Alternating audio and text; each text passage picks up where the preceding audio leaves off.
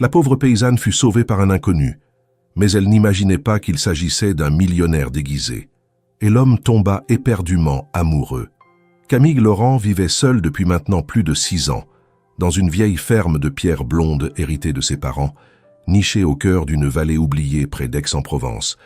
Elle avait 32 ans, mais le poids des jours semblait l'avoir vieilli plus vite que ne le ferait le temps. Ses mains étaient calleuses, le regard souvent perdu dans les collines, et sa voix douce résonnait rarement entre les murs vides de la maison. La mort de ses parents dans un accident de voiture l'avait précipitée dans un silence plus profond que celui des champs au crépuscule. Depuis ce jour funeste, Camille s'acharnait à entretenir seule la terre qui avait fait vivre sa famille pendant 3 générations. Les vignes avaient été arrachées par manque de main-d'œuvre, les oliviers donnaient à peine de quoi remplir quelques flacons d'huile chaque année, et les dettes s'étaient accumulées au fil des saisons. Elle possédait encore une dizaine de brebis qu'elle menait paître chaque matin sur les collines arides. Les étés étaient devenus plus longs, plus secs, et même les bêtes semblèrent sentir que quelque chose se perdait dans cette terre qui ne chantait plus. Camille parlait parfois à ses animaux, mais la plupart du temps, elle restait muette, marchant en silence sous le soleil impitoyable ou la brume matinale. Ses journées suivaient un rythme immuable. Lever aux premières lueurs du jour, traite des brebis, réparation des clôtures, cuisine frugale et longue marche pour chercher de l'eau ou des herbes sauvages. Le soir, elle s'asseyait sur le vieux banc de bois face aux lavandes desséchées et laissait son esprit dériver, se demandant souvent combien de temps encore elle pourrait tenir. Elle ne se plaignait jamais, mais la solitude lui pesait comme un manteau trop lourd qu'on ne peut retirer même en plein été. Il n'y avait plus grand monde au village voisin. Les jeunes étaient repartis pour Marseille ou Lyon à la recherche de travail et de vie. Les anciens, ceux qui connaissaient encore le nom des fleurs et des vents, s'éteignaient un à un. La poste ne passait plus que 2 fois par semaine et le médecin ne montait qu'en cas d'urgence grave. Camille n'attendait rien, ne rêvait plus. Elle vivait simplement au jour le jour, accrochée à cette terre comme on s'accroche à un souvenir. Ses seuls instants de paix véritable lui venaient de ses longues promenades dans les collines, là où le vent soufflait sans témoin. Là, elle pouvait marcher sans but, laisser ses pensées courir devant elle, parfois jusqu'à s'imaginer ailleurs, dans une autre vie, une autre époque, un monde où elle n'aurait pas été laissée seule avec les ruines d'un passé trop lourd. Ses rêveries, bien que fugaces, étaient sa seule échappatoire. Un soir, alors que le ciel se teintait d'orange et de mauve, elle observa un orage au loin. Les éclairs déchiraient l'horizon au-dessus des collines du nord et un frisson la parcourut. Elle pressentit sans savoir pourquoi que quelque chose approchait, quelque chose de différent. Mais elle secoua la tête, chassant cette pensée comme on chasse une mouche en été. Rien ne changeait jamais ici. Rien n'arrivait jamais dans ce coin de Provence que même les cartes semblaient vouloir oublier. Pourtant, cette nuit-là, Camille ne parvint pas à dormir. Le vent se leva plus tôt que d'habitude, fouettant les volets, et la pluie commença à tomber avant minuit. Elle resta éveillée, les yeux fixés sur le plafond, écoutant les gouttes frapper la tôle comme autant de pas lointains. Un pressentiment l'envahit, non pas de peur mais d'attente, comme si l'univers, enfin, allait se souvenir qu'elle existait. La pluie tombait drue sur les toits de la vieille ferme, ruisselant le long des gouttières rouillées et formant des flaques sombres dans la cour de terre battue. Camille, emmitouflée dans un manteau épais, ouvrit la porte de la bergerie en boitant légèrement, ses bottes en caoutchouc s'enfonçant dans la boue fraîche. Une brebis manquait à l'appel. La plus vieille, celle qu'elle appelait Blanchette, une bête têtue mais fidèle, qui s'éloignait parfois du troupeau pour chercher refuge entre les arbres. Camille fronça les sourcils, lançant un regard inquiet vers les collines noircies par la tempête. Le vent s'était levé, sifflant à travers les cyprès, et elle sentit, dans le fond de son ventre, l'angoisse familière que provoquait la perte de contrôle. Elle attrapa sa lampe de poche, un vieux modèle cabossé, et s'aventura dans la nuit. Le faisceau tremblotant de la lumière dessinait des ombres déformées sur les rochers. Chaque pas était un défi. La terre molle avalait ses chaussures et la pluie lui battait le visage sans relâche. Mais elle ne pouvait pas abandonner. C'était peut-être absurde de risquer sa propre sécurité pour un animal, mais c'était ainsi que Camille fonctionnait, avec obstination jusqu'au bout. Elle appela le nom de l'animal plusieurs fois, mais seul le fracas du tonnerre lui répondit. Le terrain devenait de plus en plus glissant à mesure qu'elle montait le sentier étroit menant à la petite clairière derrière le vieux moulin. Là, elle savait que les brebis aimaient se réfugier lorsque le vent devenait trop fort. Mais au lieu d'y trouver Blanchette, ce fut une flaque de boue traîtresse qui l'attendait. Un pas mal calculé, un cri étouffé, et soudain, elle glissa. Son pied dérapa sur une pierre humide, et son corps bascula en avant.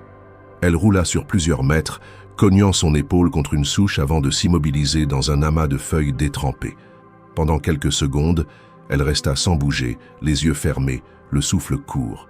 Elle sentit une douleur sourde dans la jambe gauche, probablement foulée, et sa lampe de poche avait disparu. Le noir était total. Le tonnerre semblait désormais plus proche, et les éclairs illuminaient sporadiquement la silhouette tordue des arbres au-dessus d'elle. Camille essaya de se relever, mais une douleur aiguë la figea.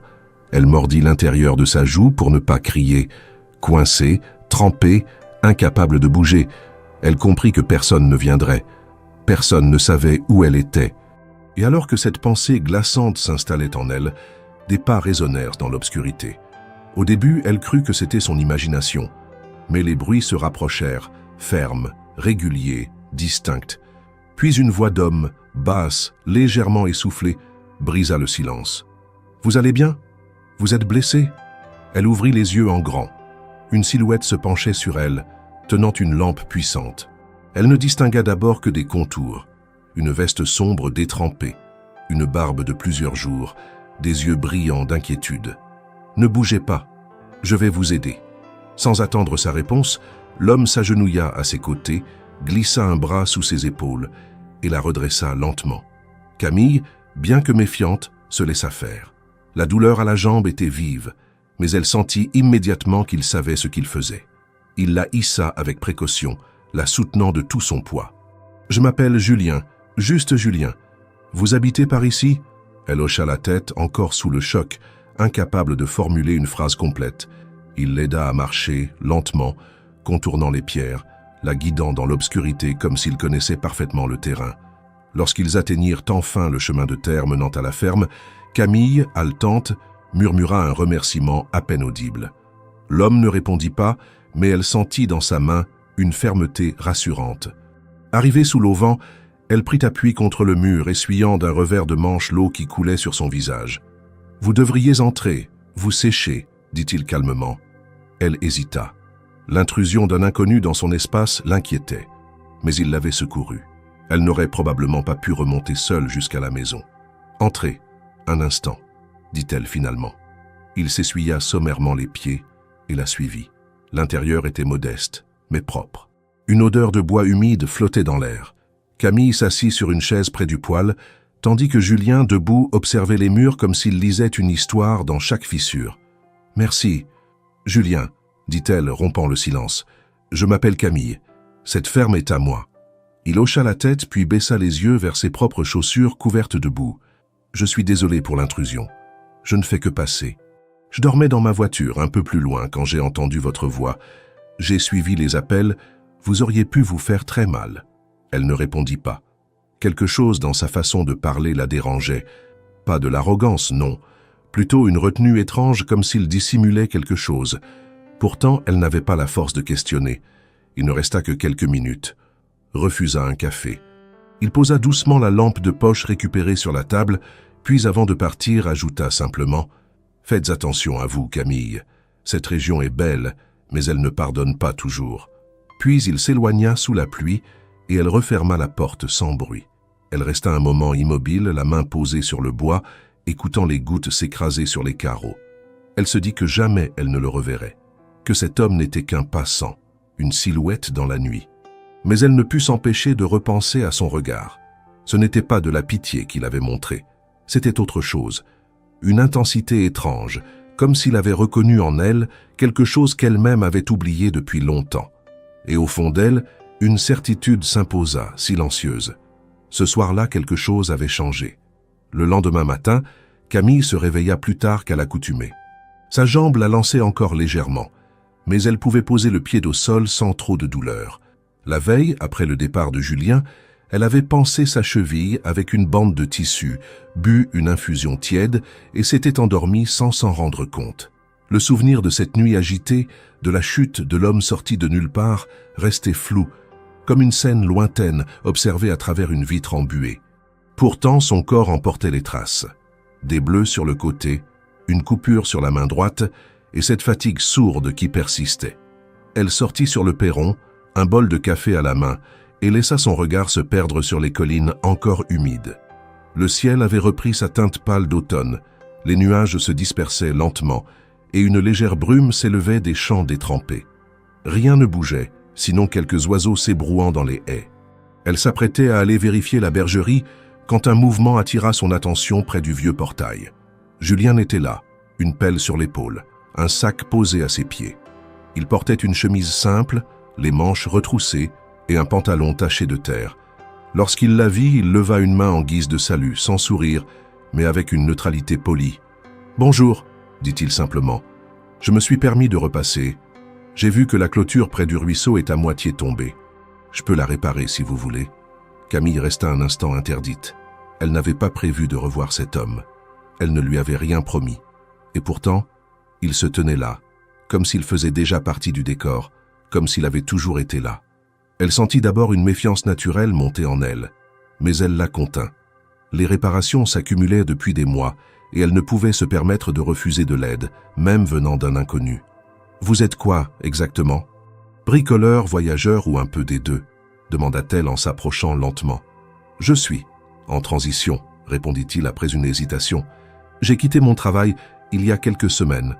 Je parcours la région à pied, à la recherche d'un endroit calme et d'un peu de travail manuel.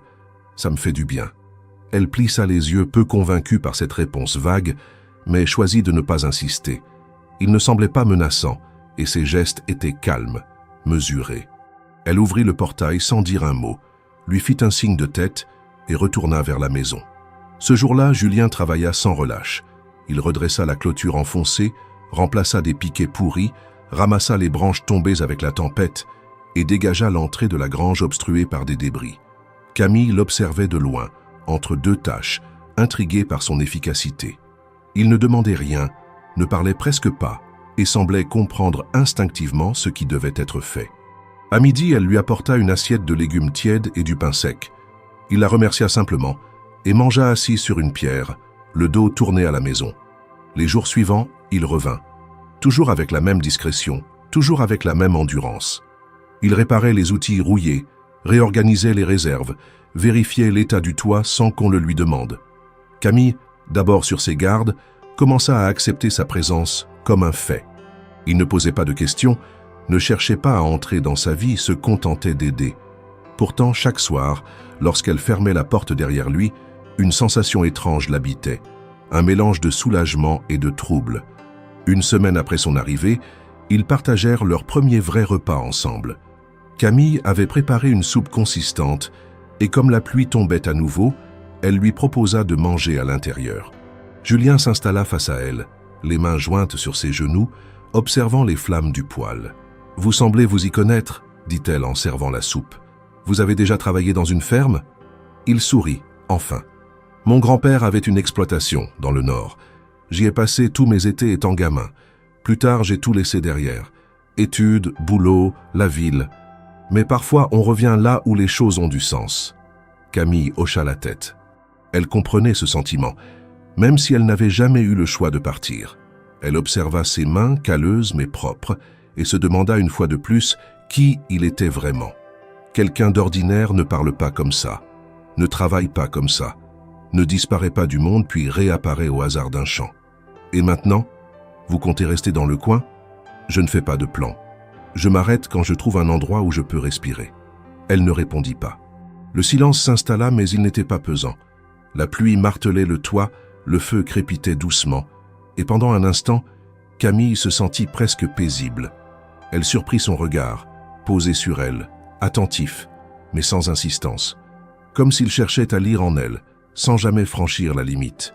Les jours continuèrent ainsi.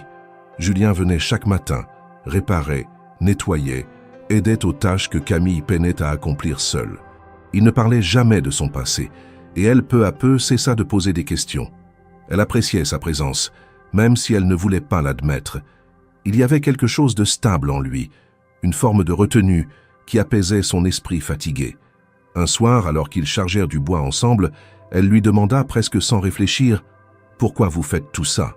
Vous ne demandez rien, vous ne vous plaignez pas, vous ne vous imposez pas. C'est rare. » Il s'arrêta, essuya la sueur sur son front et répondit simplement « Parce que ça me fait du bien, parce que ça me donne l'impression d'être utile, et parce que, pour une fois, je n'attends rien en retour. » Camille baissa les yeux, troublée. Elle voulait croire en ces mots, mais une partie d'elle restait prudente. Les gens comme Julien ne surgissent pas de nulle part sans raison. Pourtant, chaque jour passé à ses côtés érodait un peu plus cette méfiance tenace. Elle ne savait pas encore d'où il venait, ni ce qu'il fuyait, mais elle pressentait que Julien portait un passé bien plus lourd que ce qu'il laissait paraître. Le vent balayait les hauteurs de la vallée avec une fureur inhabituelle, transportant des feuilles mortes qui tourbillonnaient contre les murs de pierre de la ferme. À l'intérieur, Camille terminait de trier les comptes de la propriété, installée à la table de la cuisine.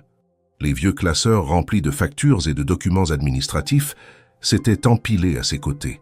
Cela faisait 2 heures qu'elle tentait, tant bien que mal, de comprendre les montants dus, les échéances reportées, les taux d'intérêt accumulés. Elle avait repoussé ce moment aussi longtemps que possible, mais la lettre reçue ce matin l'avait forcée à affronter une réalité qu'elle n'osait plus nier. Le courrier venait de la mairie d'Aix-en-Provence. Sur le papier à en-tête officiel, les mots étaient clairs, secs, définitifs. La ferme familiale allait être mise en vente aux enchères dans un délai de 3 mois si la dette fiscale accumulée n'était pas réglée d'ici là. Le montant exact n'était pas précisé dans le courrier, mais Camille savait qu'il dépassait largement ce qu'elle pouvait rassembler seule. Elle posa le papier à plat devant elle, les mains tremblantes, et se laissa tomber contre le dossier de sa chaise. Le cœur lourd, elle se leva, s'approcha de la fenêtre et fixa les collines sans vraiment les voir. Julien entra sans frapper, comme il le faisait depuis quelques jours, les bras chargés de bois de chauffage.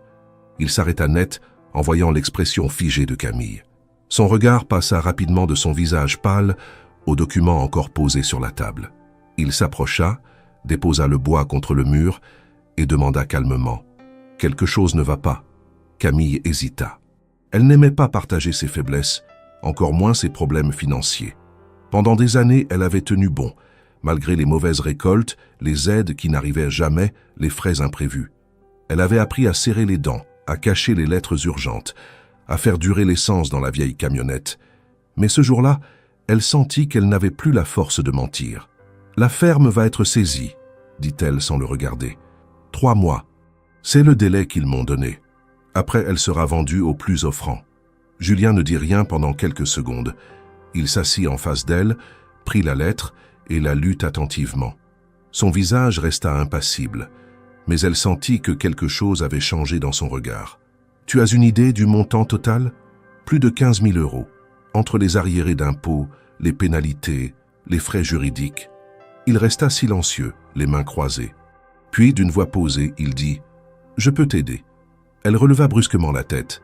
Un éclat dur traversa son regard. Elle secoua la tête avant même qu'il ait terminé sa phrase. « Non, je n'accepte pas d'argent, pas de cadeau, pas de pitié. Ce n'est pas une œuvre de charité ici. Ce n'est pas ce que je propose, répondit-il aussitôt. Je te propose un prêt, sans intérêt. Tu me rembourses quand tu pourras. Pas de contrat, juste de la confiance. » Camille se leva d'un bond, visiblement contrarié. « Justement, de la confiance. Tu crois que je peux faire confiance à un homme qui est arrivé ici de nulle part, qui ne dit presque rien sur lui et qui maintenant me propose de régler mes dettes? Pourquoi tu fais tout ça, hein? Pourquoi tu restes ici? Qu'est-ce que tu veux, au fond ?» Julien resta calme, même devant la colère manifeste de Camille. Il la regarda droit dans les yeux, puis répondit sans hausser le ton. « Je ne veux rien. Je t'aide parce que je le peux, et parce que tu le mérites. Tu ne me connais pas, cria-t-elle, tu ne sais rien de moi. C'est faux. Je sais que tu travailles comme 10 hommes pour sauver ce lieu.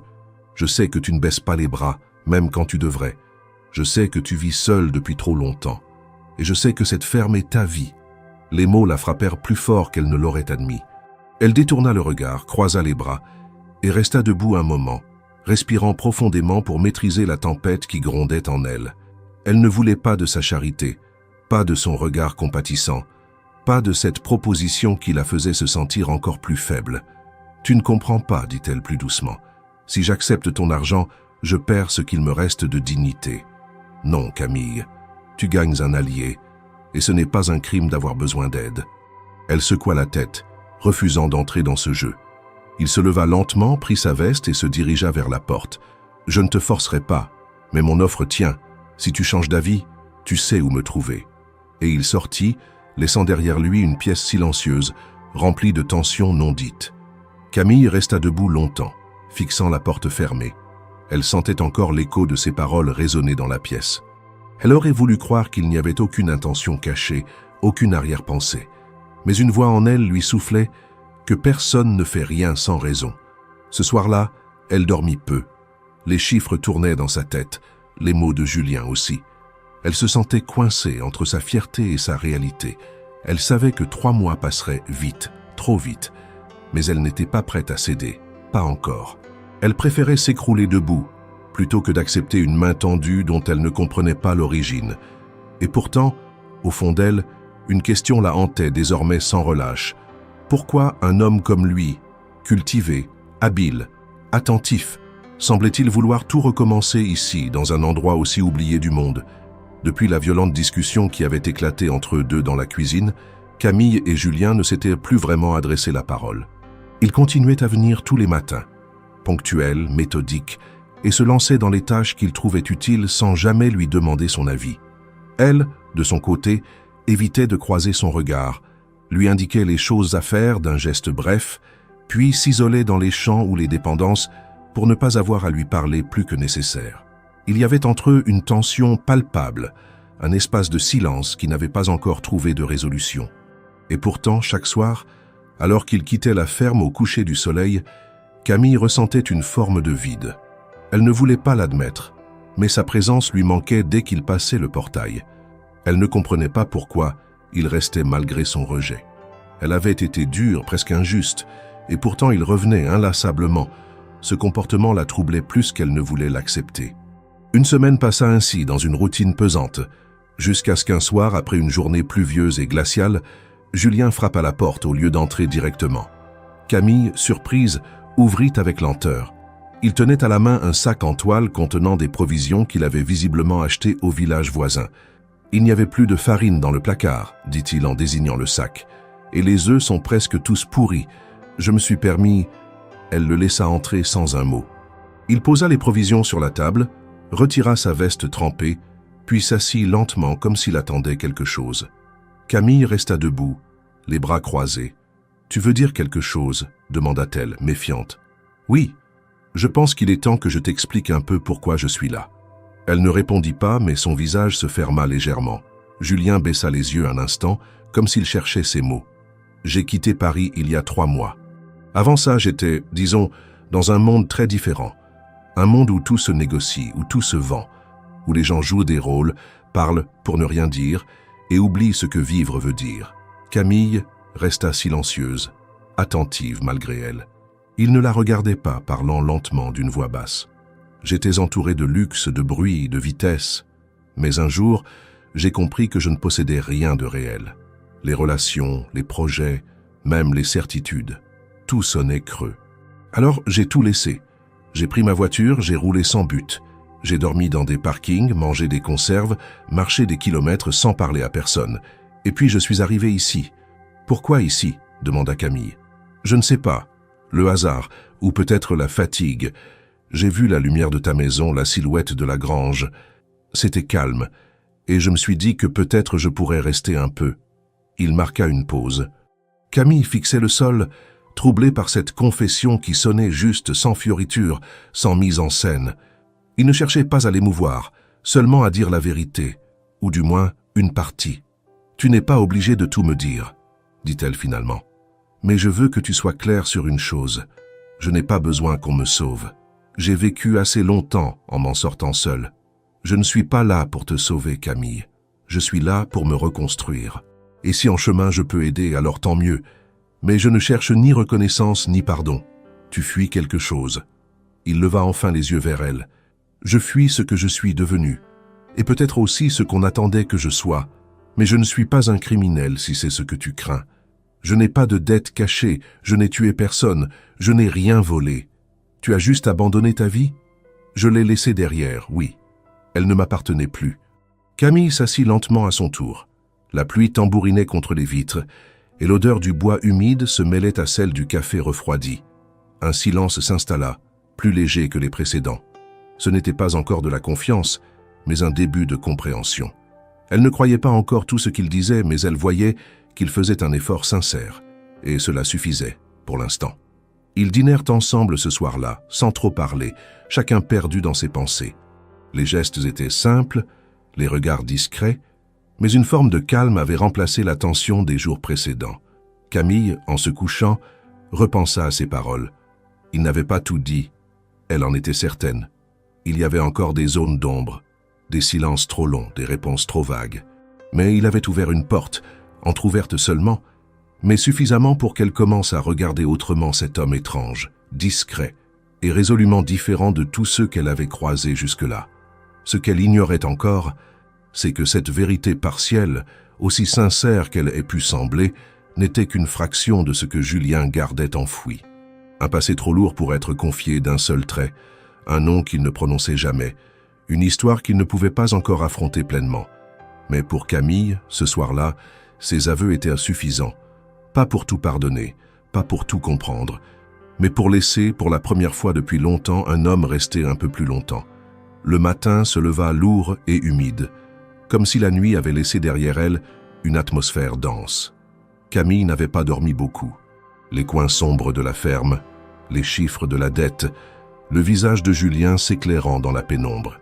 Tout cela lui produisait une agitation qu'elle peinait à maîtriser. Elle passa les premières heures à vérifier l'état des bâtiments, à serrer les vis, à nettoyer les gouttières que Julien avait réparées. Mais son esprit restait ailleurs, tendu vers ce qu'elle ignorait encore. Dans le village voisin, un journaliste nommé Richard Moreau avait entendu parler de la ferme en difficulté. Il avait obtenu une rumeur, celle d'une ferme à vendre, d'une propriétaire obstinée et d'un homme mystérieux qui aidait celle-ci sans que l'on sache vraiment qui il était. Moreau, la quarantaine, sérieux, arme photographique en bandoulière, carnet de notes, s'installa au café du village. Il interrogea quelques habitants. « Vous savez ce qui se passe à la ferme de Camille Laurent? Un certain Julien est-il vraiment de passage ou y reste-t-il plus longtemps? Thomas est-il lié à cette grande fortune dont certains parlent ?» Les habitants furent partagés. Certains protestaient que ce ne soit pas leurs affaires. D'autres murmuraient qu'ils avaient entendu un article ancien dans un journal économique, alors que Julien Delacroix, un nom puissant, avait été mêlé à une controverse financière quelques années plus tôt.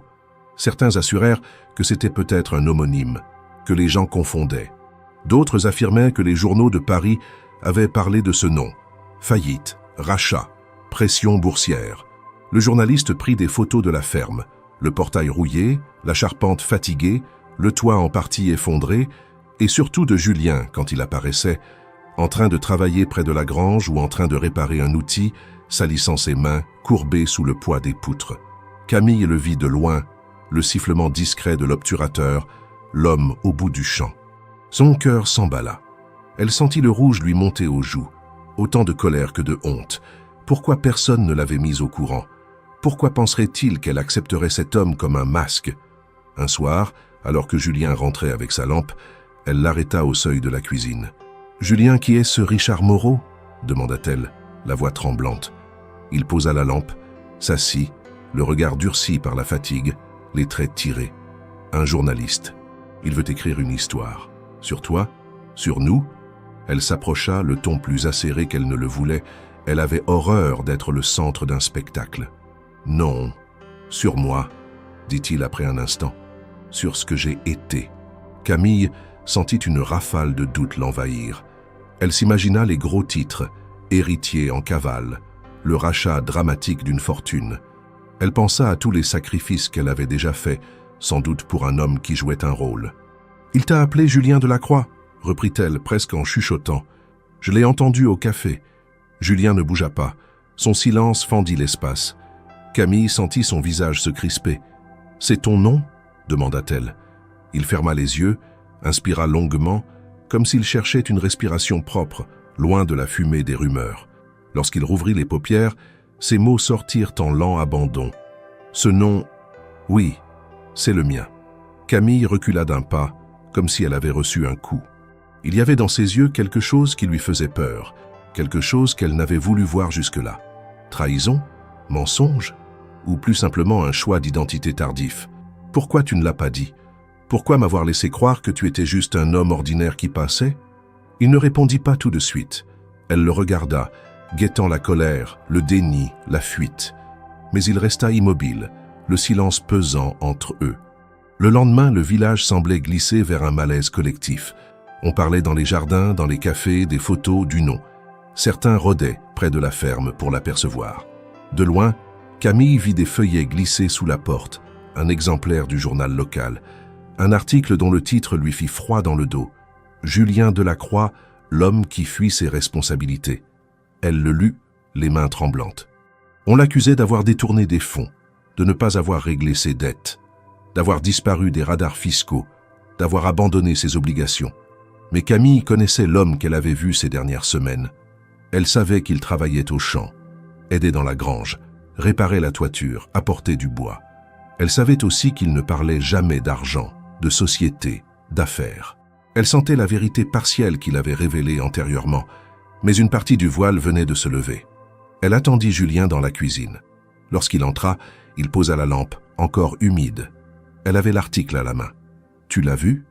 L'article. Qu'est-ce que c'est que tout ça ? Il resta un moment silencieux, son regard fuyant les rayures de lumière sur le sol. « Ce n'est pas faux. Je suis Delacroix. J'ai été associé, j'ai géré, j'ai gagné, mais j'ai aussi perdu. Pas seulement de l'argent. J'ai perdu des liens, des visages. Beaucoup de ceux qui comptaient se sont détournés. Tu as fui des responsabilités légales ? Demanda-t-elle, la gorge serrée. J'ai eu des dettes, des obligations que je n'ai pas honorées. Pas parce que je voulais, mais parce que j'ai été dépassé.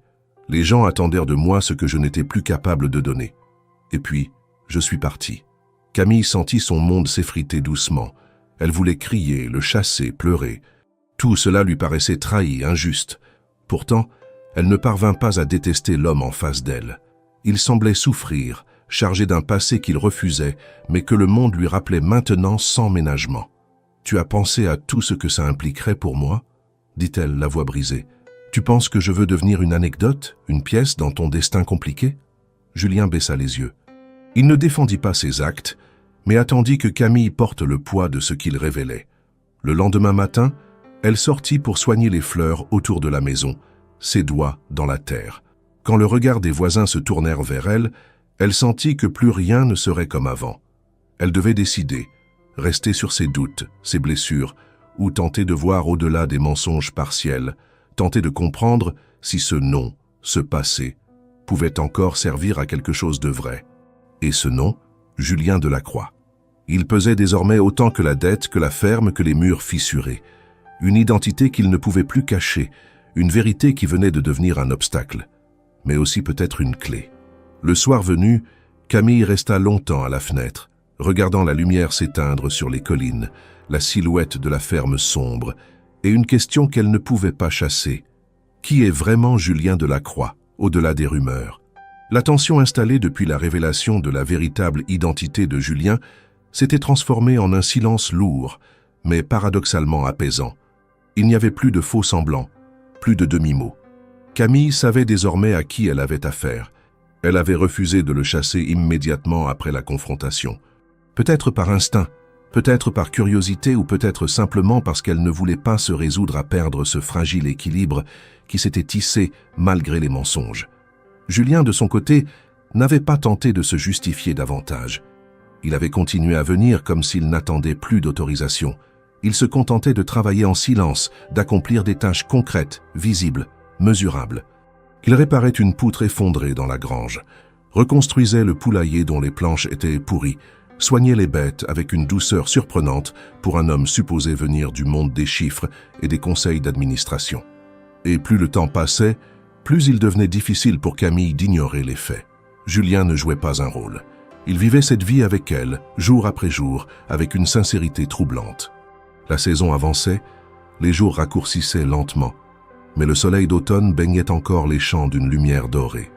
Un après-midi, Alors qu'ils revenaient ensemble de la parcelle de lavande, les bras chargés de branches coupées, Camille se surprit à lui adresser une phrase légère, presque complice. « Tu t'en sors plutôt bien pour un homme de la finance. » Julien la regarda, un sourire en coin, mais ne répondit pas.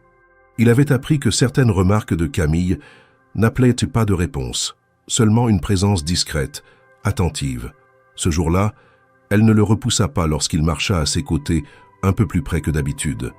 Elle ne détourna pas la tête quand leurs regards se croisèrent, et elle ne chercha pas à fuir ce frémissement dans l'air, ce moment suspendu.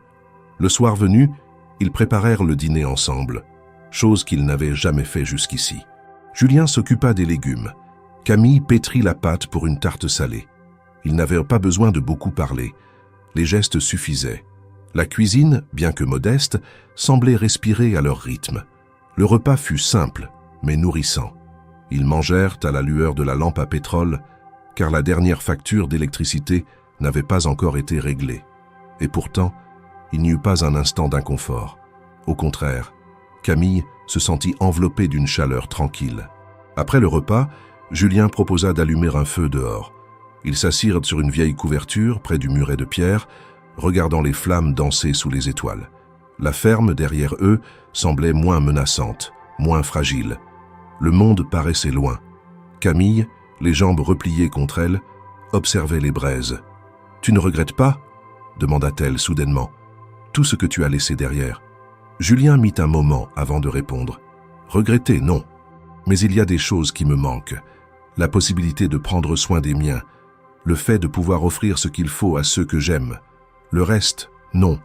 Les réunions, les voyages inutiles, les compromis. Je ne veux plus de ça. Tu parles comme si tu étais revenu de la guerre, fit-elle remarquer. C'en était une, à sa manière. Une guerre silencieuse, feutrée, mais où l'on perd des morceaux de soi à chaque décision prise contre sa volonté. Ils restèrent silencieux. Puis Camille reprit. « Et maintenant, tu comptes faire quoi ? Je n'ai pas de plan. Je vis ici, un jour après l'autre. Et pour la première fois depuis longtemps, ça me suffit. » Elle tourna la tête vers lui. Il ne mentait pas. Il n'avait jamais été aussi sincère que dans ce dépouillement. Elle sentit une émotion monter en elle, discrète mais puissante.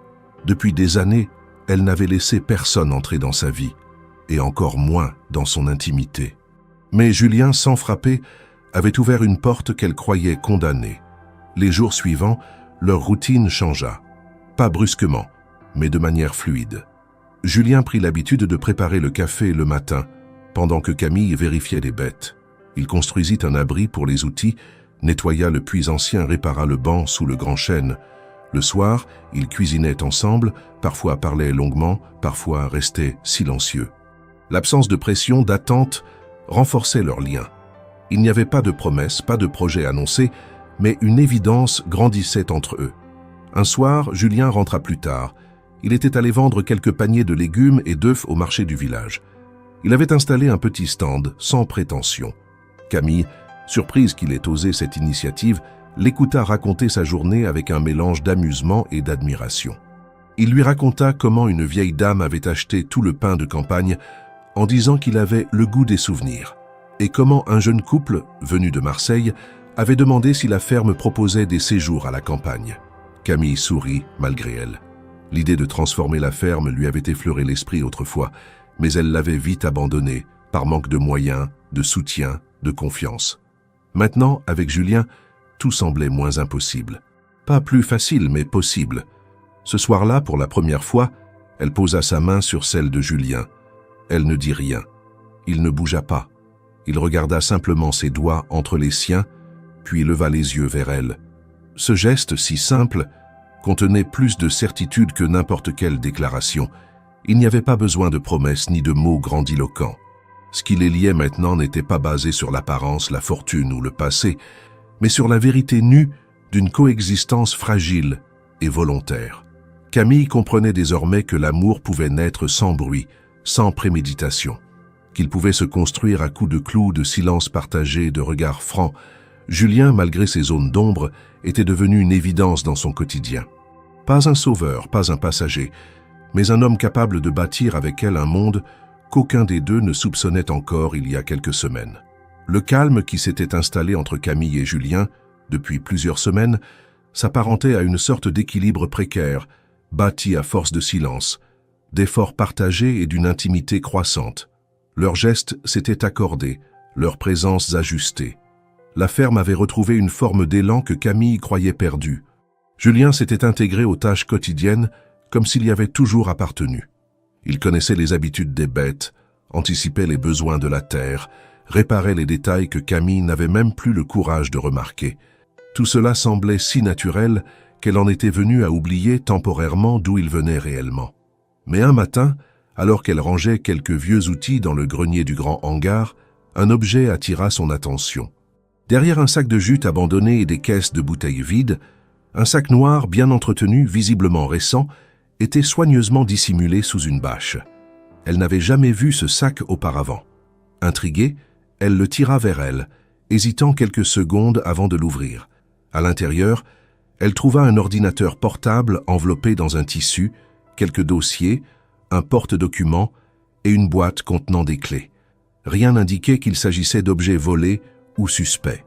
C'était propre, organisé, soigneusement rangé. Mais ce qui la frappa, c'était le contenu du dossier posé sur le dessus. Des photocopies d'articles de presse, des impressions d'emails, des documents bancaires et surtout une série de photos. Elle s'assit à même le sol poussiéreux, feuilletant page après page avec un mélange de stupeur et de colère croissante. Les documents parlaient d'investissement, de projets à l'étranger, de prise de participation dans des entreprises technologiques, de rachat de filiales, de dossiers juridiques associés au nom de Julien Delacroix. Il y avait des photos de lui, bien habillé, dans des conférences au bras de personnalités politiques et économiques. Le même homme qui, aujourd'hui, vivait dans sa ferme comme un ouvrier rural, avait autrefois dirigé des millions, piloté des décisions influentes, représenté des intérêts colossaux. Ce n'était pas simplement un ancien cadre fatigué, c'était un dirigeant d'envergure nationale, peut-être même internationale. Un homme public, un homme suivi, traqué, reconnu. Camille sentit sa gorge se nouer. La sincérité de Julien, celle qu'elle avait cru construite sur des gestes simples, venait de se fracasser sur une réalité qu'il avait choisi de lui dissimuler. Elle n'avait pas seulement été laissée dans l'ignorance, elle avait été volontairement tenue à l'écart d'une vérité essentielle. Elle referma le sac avec violence, se releva brusquement, manquant de renverser une boîte de clous rouillée. La poussière collée à ses mains lui semblait soudain insupportable.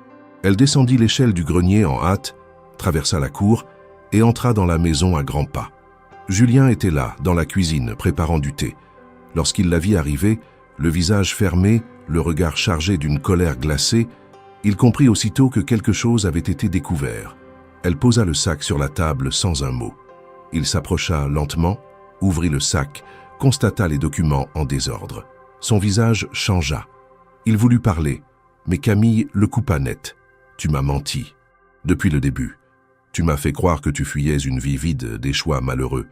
Mais tout ça, elle montra du doigt les papiers, c'est bien plus qu'une simple lassitude. C'est une double vie. » Julien tenta de s'expliquer, mais les mots ne suffisaient plus. « J'allais te le dire. »« Quand ?» cria-t-elle. « Quand tu aurais décidé que c'était le bon moment. Quand tu aurais estimé que je pouvais enfin supporter ton passé de multimillionnaire caché dans une ferme en ruine. Tu te rends compte de ce que tu m'as fait vivre ?» Elle tournait en rond dans la cuisine, les mains tremblantes. Elle se sentait ridicule, trompée, utilisée.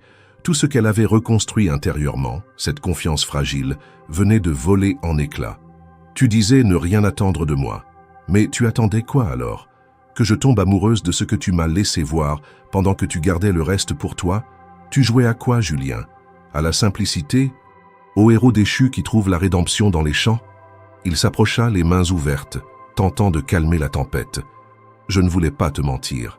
Je voulais juste vivre quelque chose de vrai, sans le poids de mon nom, sans que tu m'associes à ce que j'ai été. Tu n'avais pas à choisir ce que je devais savoir. Tu as manipulé la vérité. Tu as choisi les morceaux à montrer, comme si tu écrivais un rôle pour toi-même. Elle s'interrompit, la gorge serrée, puis lâcha. « Je veux que tu partes. » Julien resta immobile. Le silence dans la pièce était brutal. Il hocha lentement la tête, récupéra sa veste sans un mot. En passant devant elle, il s'arrêta un instant, mais ne tenta pas de l'approcher. « Je suis désolé, Camille.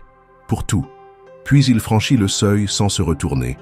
Elle le regarda s'éloigner, le dos droit, le pas lent, jusqu'à ce qu'il disparaisse derrière les arbres, au fond du chemin.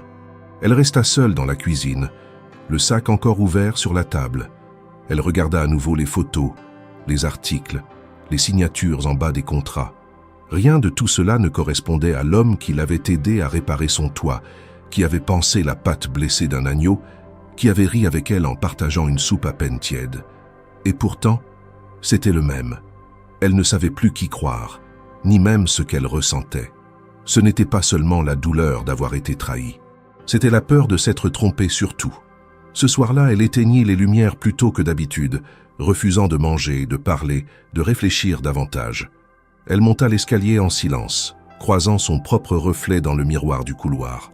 Elle ne reconnut pas la femme qui y apparaissait, une femme blessée pas seulement par un homme, mais par la possibilité même de l'illusion. Depuis le départ de Julien, la ferme avait retrouvé son silence d'autrefois. Camille ne disait à personne ce qui s'était passé, mais les voisins, déjà alertés par les rumeurs lancées par le journaliste, savaient que quelque chose avait changé. Julien ne réapparut ni au marché, ni sur les chemins de terre, ni dans les champs à l'aube. Et Camille, qui ne l'évoquait jamais, conservait une routine presque mécanique, comme pour éviter que l'absence ne devienne trop pesante. Les jours se succédaient, dans une lenteur étouffante. Elle nettoyait les pièces sans raison, rangeait des objets qui n'avaient pas été déplacés depuis des années, redoublait d'efforts au potager. Mais ce zèle n'était qu'un masque. Derrière chaque geste se cachait la fatigue d'un esprit blessé, non par un seul homme, mais par la désillusion. Elle avait cru voir en Julien quelque chose de vrai, et ce qu'elle avait trouvé n'était pas un mensonge complet, mais une vérité tronquée. C'était cela qui la tourmentait. Elle n'avait pas été dupée par une mascarade, mais par une version sélectionnée de la réalité. Plusieurs fois, elle retourna dans le grenier, là où elle avait trouvé le sac. Elle ouvrit les dossiers de nouveau, relut les articles, les contrats, les notes. Tout y était précis, détaillé, daté. Julien avait été à la tête de plusieurs entreprises influentes, parfois controversées. Son nom était lié à des décisions politiques, à des restructurations sociales, à des investissements spéculatifs. Pourtant, plus elle lisait, moins elle retrouvait l'homme qui l'avait aidé à réparer le vieux mur du jardin ou à soigner une brebis en détresse. Elle finit par ranger les documents, les enfermer dans une boîte métallique qu'elle glissa dans un meuble fermé à clé. Ce passé ne lui appartenait pas. Elle ne voulait plus l'interpréter, ni le juger. Mais oublier non plus, elle ne le pouvait pas. Une semaine après le départ de Julien, Camille se rendit chez le notaire du village, Monsieur Girard. Elle avait décidé de mettre en ordre ce qui pouvait encore l'être dans ses papiers fiscaux. Il l'accueillit avec un sourire professionnel, l'invita à s'asseoir et ouvrit un dossier devant lui. « Je voulais vous parler d'un virement récent, mademoiselle Laurent », dit-il en feuilletant quelques documents. Un montant important a été déposé sur le compte fiscal associé à la propriété. Ce versement couvre l'intégralité de vos dettes et met fin à la procédure de saisie. Camille le fixa, abasourdi. « Je n'ai rien payé, dit-elle. Je n'ai demandé à personne de faire ça. » Girard acquiesça lentement, comme s'il s'y attendait. « Le virement est anonyme, mais la somme correspond exactement à ce que vous deviez, jusqu'au dernier centime. » Elle sentit son estomac se nouer. Elle savait. Il n'y avait qu'une seule personne capable d'un tel geste, et ce n'était ni la mairie ni une quelconque organisation caritative. Julien avait tenu sa promesse, malgré tout. Malgré son départ, malgré sa trahison, malgré sa douleur, il avait fait ce qu'elle lui avait expressément interdit de faire, intervenir financièrement. De retour à la ferme, elle erra longtemps entre les murs. Elle passa par la cuisine, là où ils avaient dîné ensemble. Par la grange, encore imprégnée de son odeur. Par le vieux banc sous le chêne, où il s'asseyait souvent pour souffler après une journée de travail. Chaque recoin semblait contenir son ombre, non pas comme un fantôme, mais comme une présence trop récente pour s'estomper. Ce geste, loin de l'apaiser, raviva toutes ses interrogations. Pourquoi avait-il payé? Était-ce une manière de réparer sa fuite? Un dernier acte de contrôle?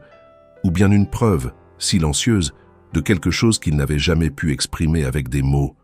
Elle se méfiait des grands gestes, des solutions rapides, mais elle ne pouvait nier ce qu'il révélait. Julien n'était pas parti pour fuir. Il était parti parce qu'il respectait son refus, tout en refusant de la laisser sombrer. La nuit suivante, elle ne trouva pas le sommeil. Allongée dans son lit, les yeux ouverts dans le noir, Elle se remémora les semaines passées. Son arrivée soudaine, leur première rencontre au cœur de la tempête, ses silences calculés, sa main tendue, puis ses aveux, son départ. Elle se rendit compte qu'elle ne l'avait jamais vraiment interrogé sur ses intentions profondes. Elle avait réagi avec instinct, avec la violence de quelqu'un qui a trop perdu pour accepter de nouvelles blessures. Mais avait-elle réellement voulu comprendre? Le lendemain, elle fouilla dans l'armoire où elle gardait les documents administratifs, cherchant une adresse, un indice, une trace de lui. Elle se rappela qu'il avait mentionné Paris, un quartier, une entreprise. Elle trouva enfin un nom griffonné dans un carnet, Delacroix Capital, une société que Julien avait dirigée selon l'un des articles.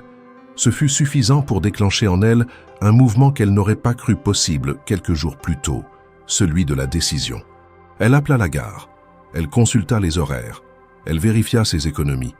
Elle s'habilla simplement, glissa un foulard autour de son cou, ferma la maison à double tour et prit le bus jusqu'à la ville. De là, un train la conduisit à Paris. Le trajet fut long. Elle regarda par la fenêtre sans vraiment voir le paysage défiler. Elle ne savait pas ce qu'elle allait lui dire, ni même si elle allait réussir à le retrouver. Mais elle savait qu'elle ne pouvait pas rester sans réponse. Pas cette fois. Elle descendit du train en fin de journée, la capitale grise l'enveloppant de son tumulte. Elle se sentit étrangère, minuscule, mais déterminée. Elle demanda son chemin à un kiosque, consulta un plan, prit le métro, remonta à la surface et marcha. Devant elle, un immeuble de verre et d'acier. Elle s'arrêta devant les grandes lettres dorées à l'entrée. Delacroix & Partner. Son cœur battait plus vite. Elle inspira profondément. Ce qu'elle allait découvrir derrière ces portes pourrait la libérer, ou l'achever, mais elle ne reculerait pas. Paris semblait étouffante après les semaines passées dans la campagne provençale. Le bruit continu, les klaxons impatients, les visages pressés, les façades vitrées des bâtiments modernes, tout oppressait Camille dès qu'elle mit le pied sur le trottoir. Elle n'était pas venue ici depuis plus de 10 ans. Elle évitait les grandes villes comme on évite une blessure mal refermée. Mais aujourd'hui, elle n'avait pas fui. Elle était venue chercher des réponses, les yeux ouverts, le cœur battant et la détermination ancrée dans chaque pas. L'immeuble devant lequel elle s'arrêta appartenait clairement à une autre sphère. Haut, anguleux, froid, avec ses vitres teintées et ses vigiles en costume sombre à l'entrée, il tranchait avec tout ce qu'elle connaissait. Le nom Delacroix & Partner brillait sur une plaque en métal poli. Camille prit une inspiration lente avant de s'approcher. Le portier la regarda de haut en bas, surpris par la simplicité de sa tenue, mais ne l'arrêta pas. Elle entra dans le hall. Le marbre luisant du sol, les ascenseurs en acier, les fleurs coupées dans des vases stylisés, tout semblait irréel. À l'accueil, une femme bien maquillée lui demanda poliment l'objet de sa visite. « Je viens voir Julien Delacroix », dit Camille, la voix ferme. « Avez-vous un rendez-vous ?»« Non », répondit-elle. « Mais dites-lui que Camille Laurent est là. Il saura qui je suis. » La réceptionniste haussa légèrement les sourcils, mais obtempéra, composant un numéro sur le téléphone de bureau. Une attente tendue s'ensuivit. Camille sentit les regards de certains employés dans le hall. Son nom, son visage, ou peut-être seulement sa présence inhabituelle, attiraient l'attention. Quelques instants plus tard, un homme en costume arriva à grandes enjambées. « Mademoiselle Laurent, veuillez me suivre, s'il vous plaît. » Elle le suivit sans dire un mot. Ils traversèrent un couloir, prirent un ascenseur jusqu'au dernier étage. Là, les bureaux étaient encore plus silencieux, plus élégants, couverts de verre, de bois poli, d'écrans plats. On l'introduisit dans une salle de réunion, longue table, baie vitrée donnant sur la ville. On lui demanda d'attendre. Elle s'assit, le dos droit, les mains posées sur ses genoux. Chaque seconde semblait plus longue que la précédente. Enfin, Julien entra. Vêtu d'un costume gris sobre, il ferma la porte derrière lui. Il était pâle, visiblement tendu, mais il ne semblait pas surpris. Il resta debout un instant, puis s'approcha lentement. « Camille, je ne pensais pas te revoir ici. Et moi, je ne pensais jamais mettre les pieds dans ton monde, » répondit-elle sans détour. Il ne tenta pas de sourire, ni de se justifier. Il s'assit en face d'elle, les coudes posés sur la table, les yeux dans les siens. « Pourquoi es-tu venu ? » « Parce que je ne pouvais pas rester avec ce que tu m'as laissé. Tu es parti sans rien expliquer. Tu as payé mes dettes en silence, comme un acte de grâce. Mais ce n'est pas de l'aide que j'attendais. Ce n'est pas de l'argent que je voulais. Je voulais la vérité, toute la vérité. Julien hocha la tête. Il prit une inspiration lente avant de commencer. Ce que tu as vu dans ce sac, ce ne sont pas des preuves contre moi. Ce sont des archives que j'ai gardées parce que je voulais comprendre où j'avais échoué. Tu as raison. J'ai dirigé des entreprises. J'ai eu du pouvoir, de l'influence. J'ai pris des décisions qui ont coûté cher à d'autres. Mais je n'ai jamais volé. Je n'ai pas fui la justice. Ce que j'ai fui, c'est la machine que je suis devenue.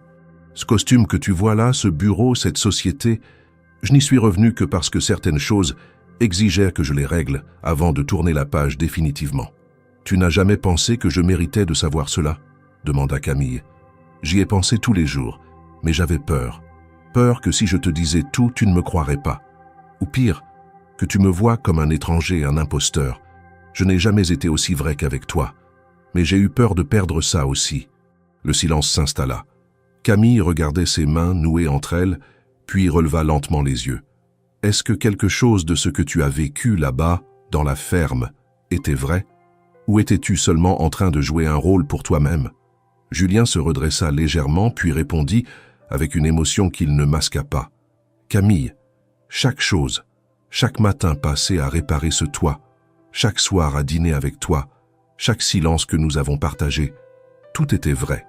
C'est là-bas que j'ai compris ce que je valais sans les chiffres, sans le réseau, sans la façade. Et c'est là-bas que je suis tombé amoureux de toi, bien avant que tu saches qui j'étais. Le cœur de Camille se serra, mais son visage resta impassible. Elle ne voulait pas céder à l'émotion.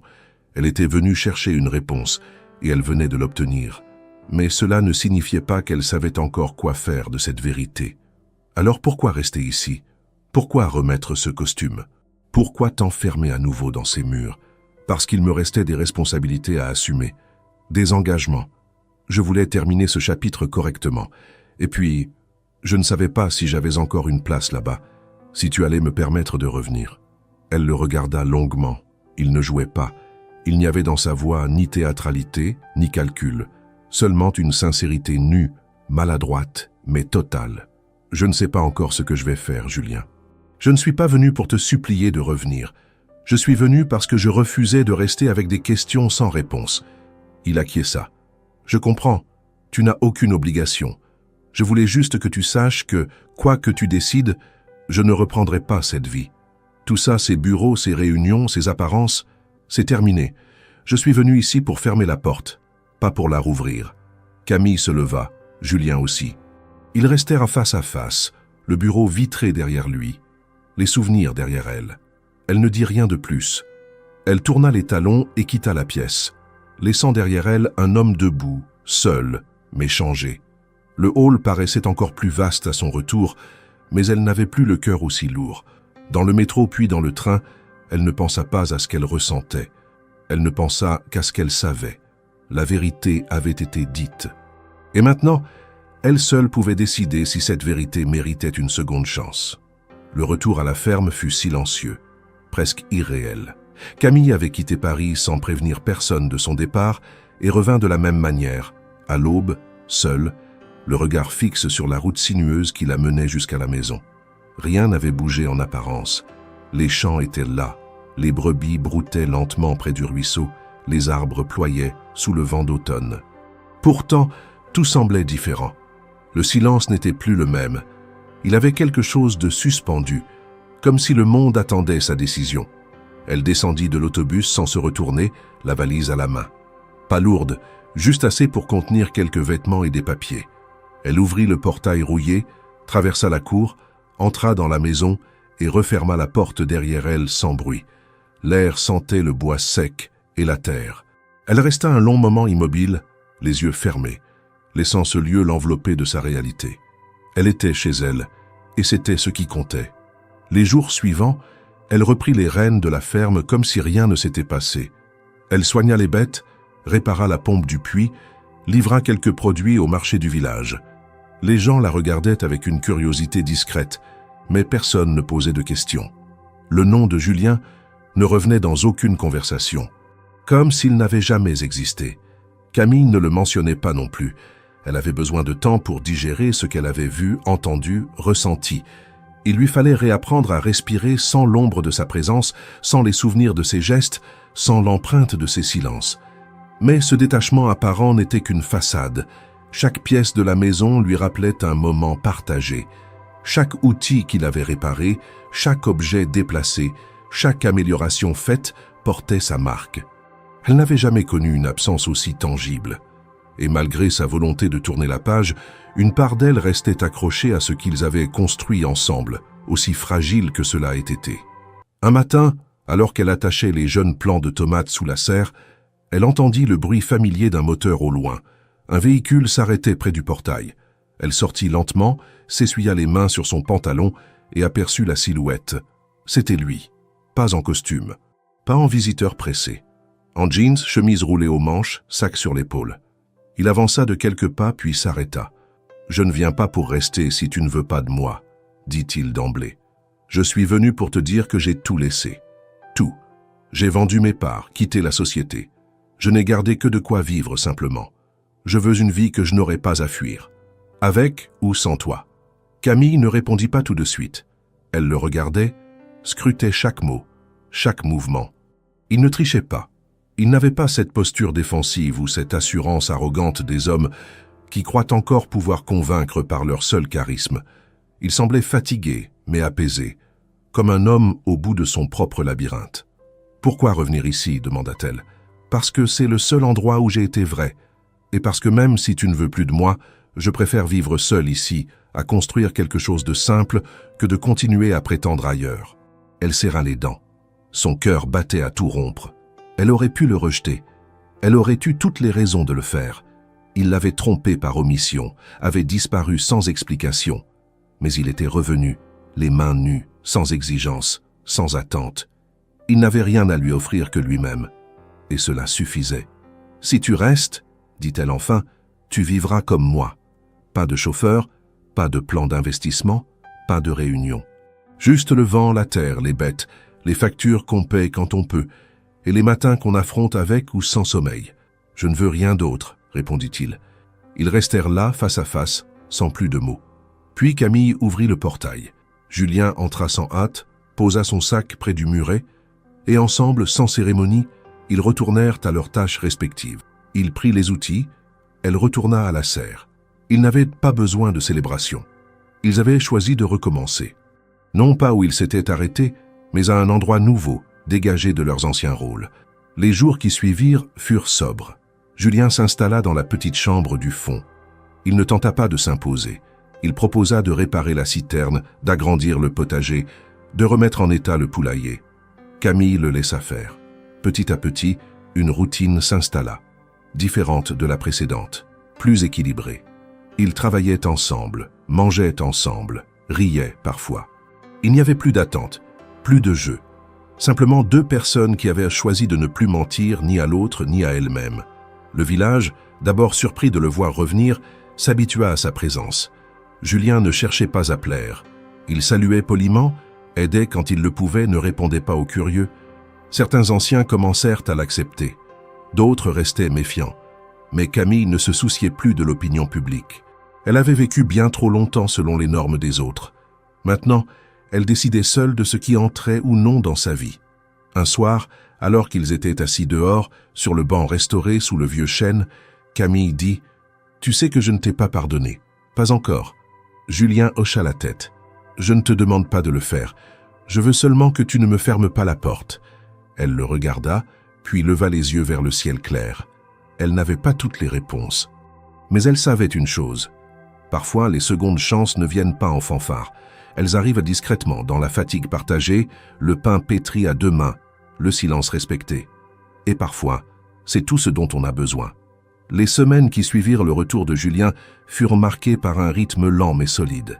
Camille et lui ne parlaient presque jamais de l'avant, de tout ce qui avait précédé sa réapparition à la grille de la ferme. Ce n'était ni un déni ni un oubli volontaire. Ils n'avaient simplement plus besoin d'en parler. Ce qui les liait désormais se construisait non sur des promesses, mais sur des gestes. La confiance brisée puis hésitante renaissait à travers des actes concrets dans la terre retournée, le bois cloué, les repas partagés sans discours. Julien s'était totalement adapté à cette nouvelle vie. Il n'évoquait plus Paris, ni ses anciennes fonctions, ni même les gens de ce monde-là. Il s'était intégré au quotidien de la ferme, avec une aisance qui, parfois, surprenait Camille elle-même. Il réparait la clôture des brebis avant même qu'elles ne lui demandent, arrosait les légumes à l'aube et connaissait maintenant l'ordre exact dans lequel les outils de la remise devaient être rangés. Il avait appris à ne pas gaspiller l'eau, à reconnaître l'odeur de la pluie avant qu'elle ne tombe, à distinguer les cris d'alerte d'une poule de ceux d'un simple caprice. Camille observait tout cela sans dire un mot, mais avec une attention précise. Elle avait longtemps cru que personne ne pourrait jamais la comprendre dans ce qu'elle avait de plus enraciné. Son attachement à cette terre, non pas comme une passion romantique, mais comme un devoir viscéral, une fidélité sans phare. Julien ne lui avait pas déclaré son amour une seconde fois. Il ne lui avait pas demandé de statut, ni défini leur lien. Et c'est justement dans cette discrétion qu'il avait gagné sa place. Ils avaient entamé ensemble des rénovations que Camille n'aurait jamais pu entreprendre seule, non pas par manque de volonté, mais par manque de force. La vieille grange qui menaçait de s'effondrer fut consolidée. Ils y installèrent une pièce de stockage mieux isolée où les récoltes pourraient désormais être conservées plus longtemps. Le toit de la maison, qui fuyait chaque hiver, fut enfin réparé définitivement. Julien grimpa sur l'échelle jour après jour, ne se plaignant jamais du vent ni des ardoises glissantes. Ils décidèrent également d'agrandir le potager, non pas pour vendre davantage, mais pour être autonomes. Camille souriait parfois, en silence, en le voyant tracer des lignes parfaites à l'aide d'une corde tendue entre deux piquets. L'homme qui autrefois signait des contrats de plusieurs millions d'euros passait désormais ses journées à retirer les cailloux d'un futur rang de pommes de terre. Il n'en tirait aucune fierté excessive. Il faisait les choses parce qu'elles devaient être faites. Au village, les langues s'étaient tues avec le temps. La curiosité s'était estompée. Julien était devenu une figure discrète, polie, serviable. Il réparait les toits, aidait à charger les récoltes, donnait un coup de main à la poste les jours de marché. Les enfants le saluaient d'un signe de la main. Les anciens l'appelaient désormais le Parisien repenti, avec un mélange d'humour et de respect. Il ne cherchait pas à convaincre qui que ce soit. Il était là simplement et cela suffisait. Camille, de son côté, avait retrouvé un rythme intérieur qu'elle croyait perdu. Le stress des années précédentes, les angoisses liées aux dettes, à la solitude, aux saisons mauvaises, avaient peu à peu reculé. Elle n'avait pas cessé de se battre, mais elle n'était plus seule dans ce combat. Et c'était cela, la grande différence. Elle n'avait pas changé de vie. Elle l'avait ouverte à quelqu'un d'autre, non pas pour qu'on la lui reprenne, mais pour qu'on la partage. Les soirs d'automne, il s'asseyait souvent sur le banc en pierre, près du champ de lavande. Il n'y avait plus de mots inutiles, plus de silence lourd. Il y avait une paix rare faite de fatigue bien méritée, de satisfaction discrète, de projets modestes. Julien proposait parfois des idées nouvelles, accueillir des visiteurs, faire des confitures à vendre, restaurer l'ancienne cave à vin. Camille écoutait, opinait, réfléchissait. Elle n'avait plus peur de dire non, et il n'insistait jamais.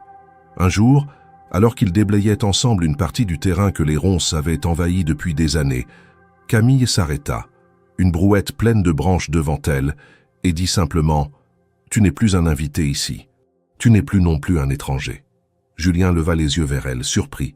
Il ne répondit pas tout de suite. « Alors je suis quoi ?» Elle haussa les épaules, un léger sourire aux lèvres. Un homme qui sait tenir une pelle et respecter le silence. Et c'est plus que ce que j'ai jamais demandé à personne. Il éclata de rire. Un rire franc, libérateur, comme ceux qu'on oublie dans les années de responsabilité et qu'on retrouve quand la vie redevient juste une succession de gestes sincères. Camille le regarda quelques secondes, puis reprit son travail. Ils continuèrent ainsi, côte à côte, sans que rien ne doive être expliqué. La ferme, petit à petit, reprenait vie. Non pas comme un projet économique, ni comme un décor de magazine rural, mais comme un lieu réel, fonctionnel, habité. Les champs donnaient mieux, les bêtes semblaient plus calmes, le potager débordait de légumes, et le plus surprenant, c'étaient les visites. Des curieux, des familles, des habitants d'autres villages venaient demander conseil, acheter quelques produits, parfois juste prendre un café. Camille, qui avait toujours tenu les autres à distance, apprenait à les accueillir, sans perdre son espace, sans céder à la superficialité. Ce renouveau ne tenait pas à une transformation spectaculaire. Il reposait sur la cohérence, sur la constance, sur deux personnes qui avaient décidé, chacune à leur manière, de faire un pas vers l'autre. Pas pour se sauver mutuellement, mais pour marcher ensemble. Sans promesses grandiloquentes, sans projection lointaine, simplement en construisant chaque jour une réalité commune. Et c'est dans cette modestie, dans cette rigueur sans éclat, que leur lien trouva sa force. Camille ne cherchait plus à définir ce qu'ils étaient. Julien n'avait plus besoin d'un titre pour exister à ses côtés. Il n'y avait pas de demande, pas de revendication. Il y avait deux volontés qui s'alignaient, chaque jour un peu plus. Deux solitudes qui n'avaient pas cherché à se consoler, mais à s'appuyer l'une sur l'autre, le dos au vent, les mains dans la terre. L'été était revenu sur la Provence avec une lenteur douce, enveloppante, comme si la nature elle-même cherchait à caresser ce qui avait été reconstruit. Les champs de lavande s'étaient couverts de violet. Les abeilles bourdonnaient au-dessus des rangs soignés, et l'air, chargé de chaleur et d'odeur, vibrait d'une paix que Camille n'avait plus connue depuis l'enfance. Le soleil se levait tôt, puissant, et les journées s'étiraient dans un cycle exigeant mais régulier, presque rassurant. La ferme avait désormais retrouvé un équilibre solide. Elle ne brillait pas par sa modernité, ni par son rendement, mais par sa cohérence. Chaque pierre, chaque outil, chaque recoin portait la trace d'un travail fait à deux, dans le silence ou dans l'effort. Les rénovations s'étaient achevées sans empressement. Une nouvelle toiture sur l'écurie, un système d'irrigation rudimentaire mais efficace, une chambre d'amis pour les rares visiteurs qui passaient la nuit. La maison n'était pas devenue plus grande, mais elle s'était remplie autrement. Camille et Julien vivaient côte à côte sans jamais s'imposer. Il n'y avait pas de cérémonie, pas de grande déclaration. Le lien qui les unissait s'était inscrit dans la terre même, dans le pain partagé le matin, dans les regards échangés lors des pauses sous le figuier. Ils n'avaient jamais parlé d'avenir. Ce mot, trop souvent galvaudé, ne leur appartenait plus. Ce qu'ils bâtissaient, c'était le présent, solide, ancré, tangible. Le village avait cessé de s'interroger sur eux. Le temps avait dissipé les soupçons, effacé les restes de scandale. Julien n'était plus le revenant, il était devenu le gars de la ferme Laurent. Les gens lui parlaient naturellement, lui demandaient conseil pour réparer un outil ou l'invitaient à un déjeuner sans prétention. Camille, elle, s'était réconciliée avec le monde à sa manière, sans effusion, mais avec une ouverture lente, sincère.